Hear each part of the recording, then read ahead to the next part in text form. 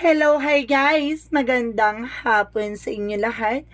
This is Shim Pamasigari Channel, a faith healer o Zamata reader. So ngayong hapon, natatigan natin ang nagsabihin sa inyo ng ating mga gabay. This is a weekly gabay for the month of December 22 hanggang December 28 for the sign of Aquarius. So Aquarius, welcome to my channel. Ano kayang messages, advices, ng spirit guides ang ating masasaga for today's video?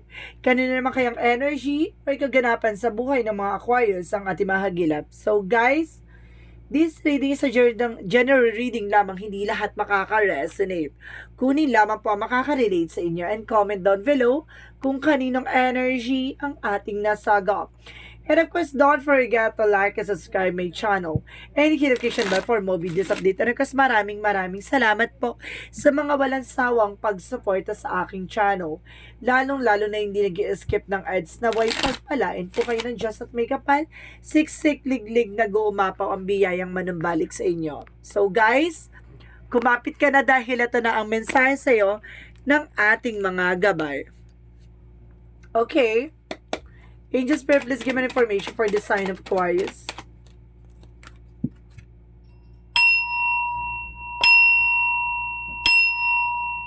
Angel Spirit messages, give me an information.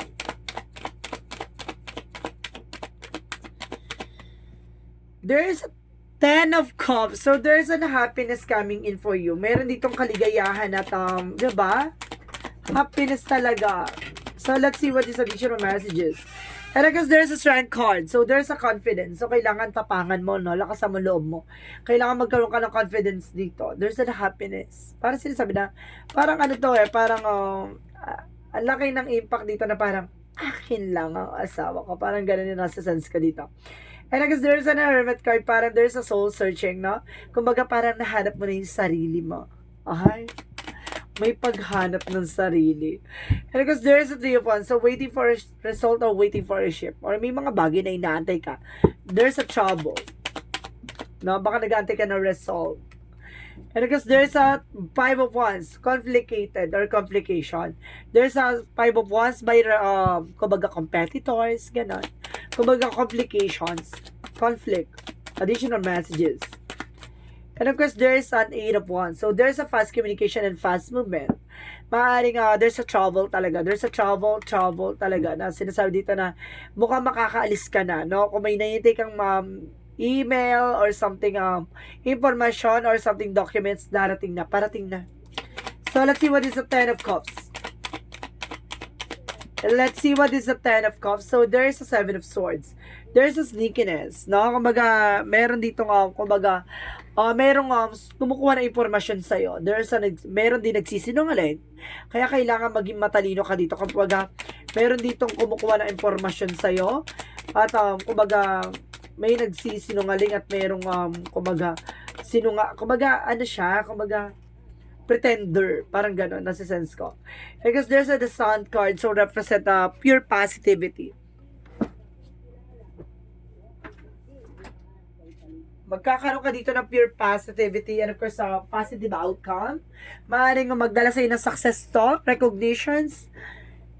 So, and of course, there's a 9 of wands, so there's a slow and steady, no? Panatiliing kalmado, maging mahinahon. No, gamitin ang puso at isip na sa pagdidesisyon. Hindi lang puso, hindi lang isip, kailangan balance. So, let's see what is additional messages for the 3 of wands. So, there's a 10 of swords. So, mag-ingat ka. There's a backstabbing. No, there's information na kumbaga may traitor dito, mag-ingat ka. There's an impostor, no? Baka nag-aantay ka ng resulta o may humaharang sa'yo, no? Kaya hindi ka makaalis. And because there's an Ace of Cups, so there is a new offer or new love life, no? Kumbaga marami ka kakompetensya, kumbaga pagdating sa love life mo. Kumbaga maraming, kumbaga against sa'yo, no? Parang gano'n. So, let's see what is the 8 of wands. And of course, there's the 7 of cups. So, there's a lot of opportunities coming in for you. There's a lot of messages, email, or connections na, kumbaga, magbibigay sa'yo ng opportunities. Parang ganun. So, let's see what is the 10 of cups and of course the 7 of swords. So, there's a judgment, a wake-up call, no? Parang binibigyan ka na ng signs dito na Kumbaga, merong nagsisinungaling behind your back, no? Parang gustong iyan, no? Parang gustong i-steal yung happiness mo. No, there's a wake-up call. Parang gano'n. And there's a devil. No, malalaman mo na yung umakad lang, no? O malalaman mo na tong, kumbaga, nagbibigay sa'yo ng negativities. Kumbaga, nagkaroon ka na ng insight or something gano'n. Kumbaga, nagkaroon ka na ng clues or visions na tong tao na to, no? Kumbaga, gumagawa ng, gumagawa ng hindi maganda against sa'yo or something toxicities. Now, let's see what is the Hermit card in the Nine of Wands. And of course, there's information by the Three of Cups. So, it's a third party involved. Now, maaaring kamag-anak, kaibigan, kapitbahay, ganon. Basta related sa'yo, malapit sa'yo. And because there's a Four of Wands, so there's a celebration coming in for you, no? Kumbaga, there's a wedding, celebration, and recognitions, no, events. There's a lot of events dito. Parang sinasabi dito na homecoming, no? Baka nag-aantay ka ng alis mo. Maaring meron nagbabackstab dito. Merong kumbaga, merong sumasubatahi sa iyo. And because there's an Empress card, so there's a revert, no? Magkakaroon ka ng bagong love life niya or bago talagang pag-ibig or something, no? Kumbaga, magsisimula na panibagong eksena dito. No? Mag-ingat lang, there's a competition dito. So there's a Two of Cups, there's a partnership, no? Kumbaga, maraming opportunity papasok sa iyo, no? Magdadala sa iyo ng partnership. Happiness, partnership, no? And the Sun card is a success.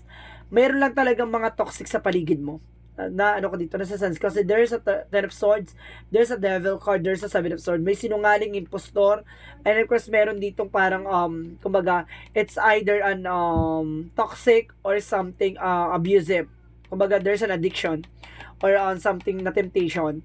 And of course, there's a Two of Wands, so there's a two-path. Now, there's a decision. Tignan mo yung lighter side of situation.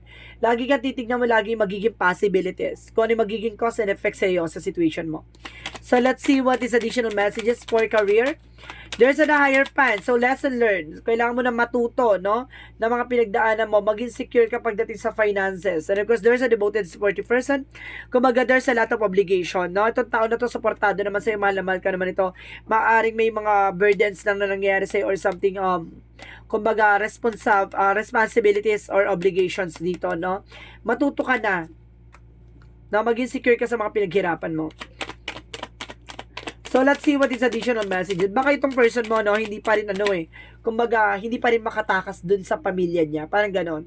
No, kumbaga, may obligasyon pa rin siya dun sa pamilya niya kahit may pamilya na siya. Parang ganon. Kumbaga, kailangan, marunong siya mag-set aside eh. Kumbaga, itong tao, itong person mo, kumbaga, di ba, may palihim pa rin sa yung, kumbaga, nandun na tayo sa nagbibigay. Pero yung sabihin mo yung, di ba, yung parang inuobliga na siya, hindi na healthy yon. Lalo na kung may pamilya na. Pero pagdating naman sa finance, ay pagdating naman sa relationship, protect your power, protect your energy. Protectionan mo pagdating sa kung ano man ang meron ka, teritoryo mo, love life mo, career. And because there's an emperor, be mature enough and being grounded. Kailangan maging mature, no? So, let's see about naman sa health. There's a there's a Seven of Wands. So, there's a victory and success, no? Protectionan mo dito yung sarili mo, protectionan mo yung kung ano man ang meron ka. Talaga sinasabi dito, even your health, no? Kumbaga, ginagawan ka ng hindi maganda dito para, kumbaga, siguro, di ba? Kumbaga, maubusan ka ng kung ano-ano, ganun. Kumbaga, itong tao na to either gumagawa sa'yo, ha? Relatives or related sa person mo. And of course, there's a default card. Huwag ka nagtitiwala, ha? Huwag ka nagtitiwala dito. So, let's see what is additional messages. Last one more card to clarify, no? Gusto ko pa malaman ang eksena nito. There's the Hangman. So, talaga hindi siya makawala. Hindi, kumbaga, hindi kayo makawala sa eksena na yan. And see, there's an Eight of Cups. Kailangan na ma-let go. Kailangan na makalis kayo sa sitwasyon, no? Kumbaga, detach from the situation. And of course, the Four of Swords, listen to your intuition. Kumbaga, nahihirapan ka nga, kumbaga, magpahinga, something ganun. Kumbaga, na-stress ka, talaga stress ka dito. And of course, na hindi kayo makawala. There's a delay or stuck. So, let's see what is the magical fairy messages. What is the magical fairy messages for you? So, there's a flower's power, no? Flower power. So, ibig sabihin dito na yung kalakasan mo, no? Para sinasabi dito na Spend time with flowers and flowers essence to increase your personal healing power. See, kumaga nakakatulong daw yung mga flower na yan para sa ano, kumaga na-enhance or na-relief yung stress mo, no? Para nakakatulong yan, or malaking tulong or malaking factor sa iyo yung flowers. So let's see what is the yin and yang oracle card. So there is a thoughts, no? Isolation. Kumbaga, ito yung mga iniisip mo, no? Kumbaga, you're feeling stress. Negative thoughts. And of course, there's a comfort zone. Kailangan mo nang kumawala sa comfort zone mo. Hindi pwede yung pipit bingi ka dun sa sitwasyon. Kailangan marunong ka magsalita, 'di ba? Kasi naapektuhan na kayo. And of course, there's a union. Maari nagkaroon ng separation at muling magkabalikan, ha? Kailangan nyo lang talagang baguhin yung ano nyo, yung eksena nyo, kasi parang yung person mo wala siyang sariling wala siyang sariling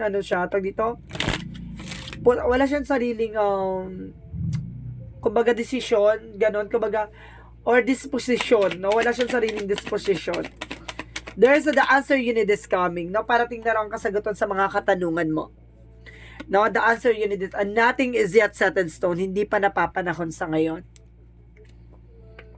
So, let's see what is the shock. Oh my God, sorry. Let's see what is the chakra. Release. O, diba? Yun yung mga kailangan yung alisin. Diba? Kailangan yung alisin to. Yung yung negativity na to. And of course, toxic. And of course, there's an acceptance. May mga bagay na kailangan mo tanggapin, no? There's an acceptance and recovery. Makaka-recover ka na. There's a recovery. Makaka-recover ka na. So, let's see what is Archangel Michael messages for you. Let's see what is Archangel Michael messages for you. You and your loved ones are safe, no? Pagdating sa mga mahal mo sa buhay, safe naman daw, no? And of course, sinasabi dito, use your imagination and you see the answer. No, gamitin mo daw yung mga imaginations mo, maaari makuha mo yung kasagutan sa lahat ng katanungan mo dyan, no? So, let's see what is additional messages. The person that you're asking is about trustworthy. Yung taong kinakausap mo, maaari mapagkakatiwalaan mo. So, let's see what is additional messages for angel spirit guides. There's an astral travel, no? Maaaring may kakayanan ka, no? Kumbaga, may mga panaginip ka or something. Kumbaga, kaya mo makarating dun sa ibang lugar, no? Gamit ang panaginip, isip, ganon. And because there's a bathroom, kailangan mo mag-cleansing, no? And of course, there's a clarify. Kailangan mong, kumbaga, alamin, no? And of course, transmutation, purification, paglilinis. Kailangan mo linisin yung sarili mo or something, kailangan mong mabago, no? Kailangan maalis sa'yo yung mga negativities or something. Kasi may gumagawa sa'yo talaga ng hindi maganda dito. Kasi kailangan there's a cleansing and transmutation na para sinasabi na may mga bagay na nararamdaman ka na, kumbaga, kailangan mong proteksyonan yung sarili mo. Mag-cleansing ka every moment. So, let's see what is the energy. Let's see what is the energy. Angel Spirit God, please give me information. So, there's the word card. No, may trouble ka talaga dito. Double clarification na may trouble. And of course, there's a thinking man. So, if you were a women na Aquarius, no, maaaring nga tinitignan ka ng asawa mo, isang diamond, napakahalaga mo. And if you were Aquarius man, kumbaga, tinitignan mo yung person mo na parang, 'di ba? Mahal na mahal mo siya. So, let's see what is additional messages for angel spirit guys. So, there is a fall into my arms, no? Surrender. No, may mga, kumbaga, kailangan mo surrender yung mga bagay-bagay. And of course, there's a don't follow. No, may mga bagay na kailangan mong hindi sundin or hindi gawin, no? And of course, may mga bagay na kailangan mo sundin yung puso mo, no? Huwag ka nakikinig sa sulsul ng nino man. And there's an envy. May mga bagay na pinagsisisihan ka na hindi mo na mababalik. Now, there's a different challenges. No, and because there's a regret. Ito may mga panghihinayang, pagsisisi. Now, there's a regret talaga from the past. So, let's see what is additional messages.